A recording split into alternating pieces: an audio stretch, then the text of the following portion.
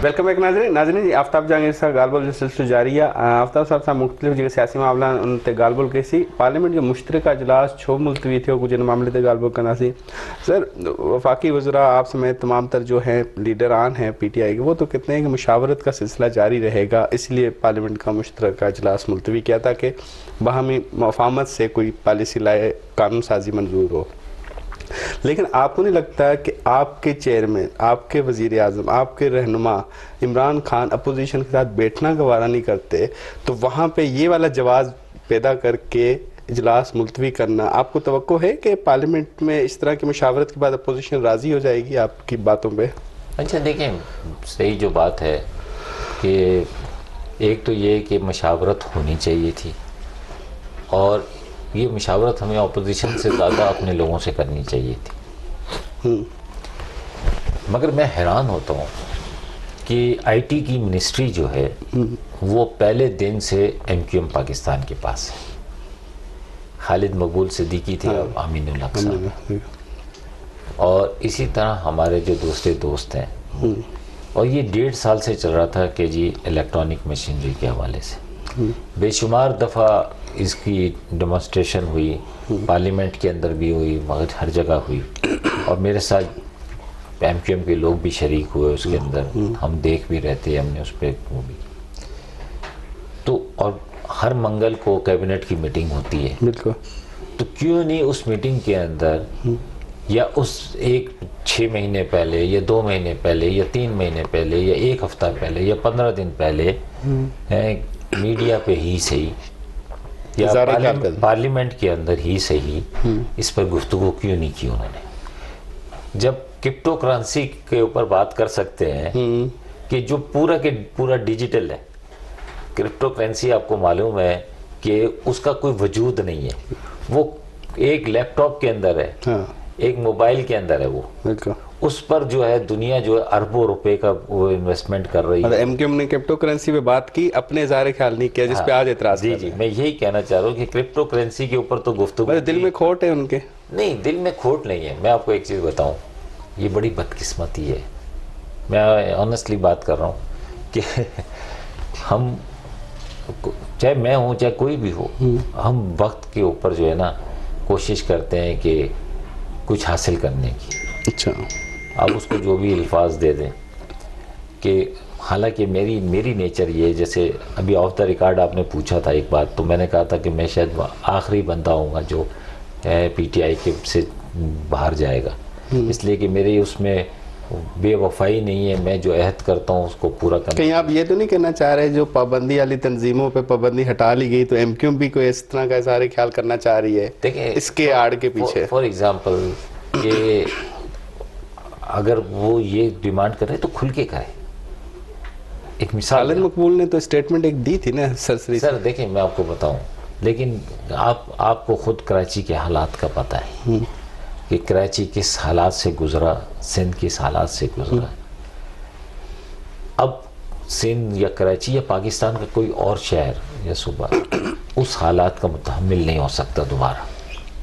आपके ख्याल में MQM अभी भी अपनी उस पुरानी तंजीम साजी को बहाल कराने की कोशिश कर रही है? देखिए, वो ज़ाहिर बात है, हर आदमी की कोशिश तो होती है ना कि जी उसके जो, तो आप कर दें, पाबंदी वाली तंजीम की पाबंदियां हटा दी, तो ये भी सियासी पार्टी है, इसकी पाबंदी भी हटा दें। कौन सी सियासी पार्टी?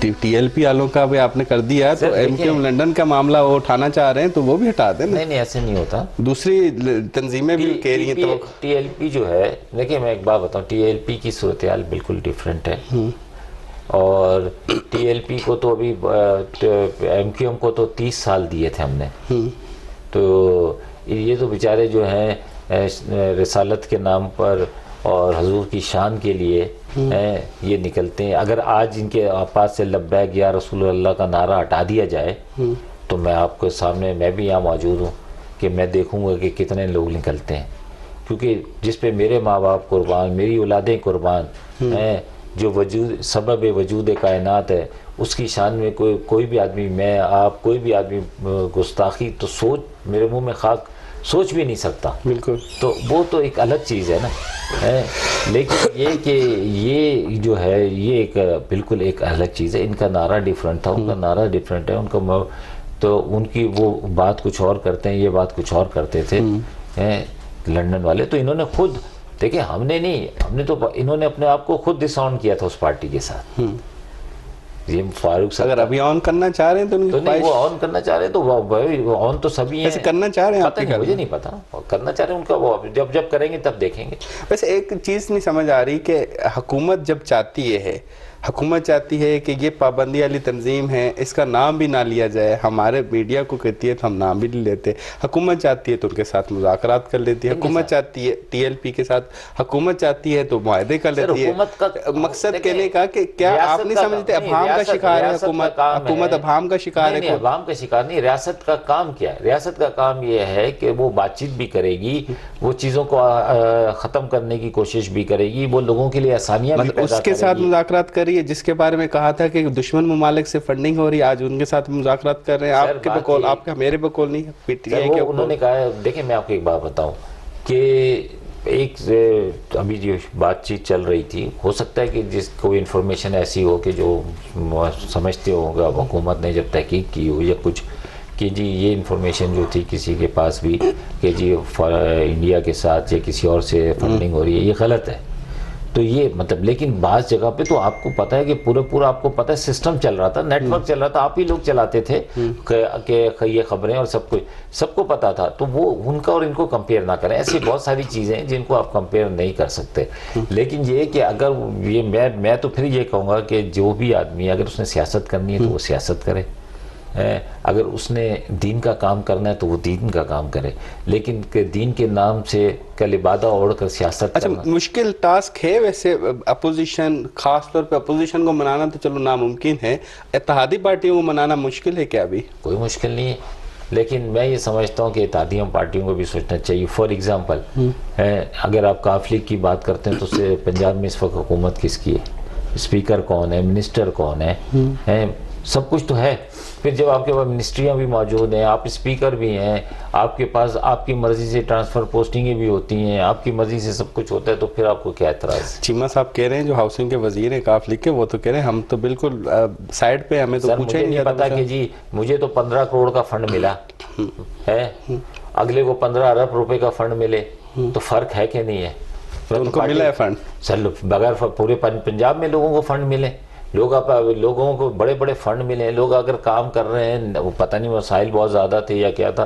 तो ये चीज़ें जो है ना, ये वरना भाई कैसे हो सकता है सर कि वो बगैर किसी उसके वो जो है वो हमारे साथ बैठे हों? पहले दिन में कोई मुआहिदा तो किया होगा ना, जिसने भी किया, ज़ाहिर बात है कोई मुआहिदा करके ही बैठता है ना साथ। तो उस मुआहिदे को 3 साल हो गया, अब असल में अब है आखिरी साल। चीमा साहब ने ये बात भी कही थी कि जी अब इलेक्शन ईयर है, हम तो ऐसे खुल के खेलेंगे ना, तो वो अभी मतलब मजबूरी का फायदा उठा रहे हैं। ये उठा रहे हैं, नहीं उठा रहे, उनका अपना ज़मीर है जी।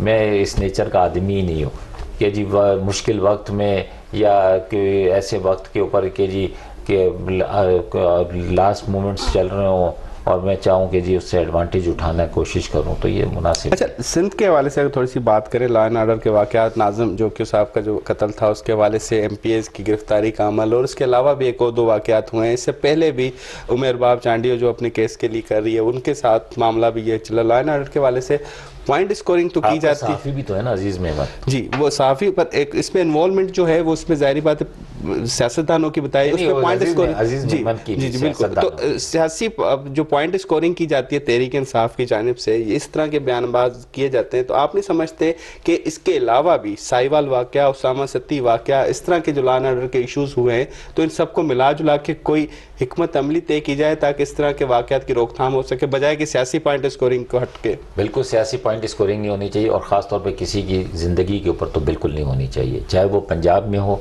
चाहे वो सिंध के अंदर हो, KPK के अंदर हो, बलूचिस्तान में हो, बिल्कुल नहीं होनी चाहिए। और जहाँ पर भी सूबाई हुकूमत जिसकी भी है वो उसकी ज़िम्मेदार है, समझे ना। अगर इस दुनिया में हिसाब नहीं देना तो इस दुनिया के बाद वाली दुनिया में तो देना ही पड़ेगा।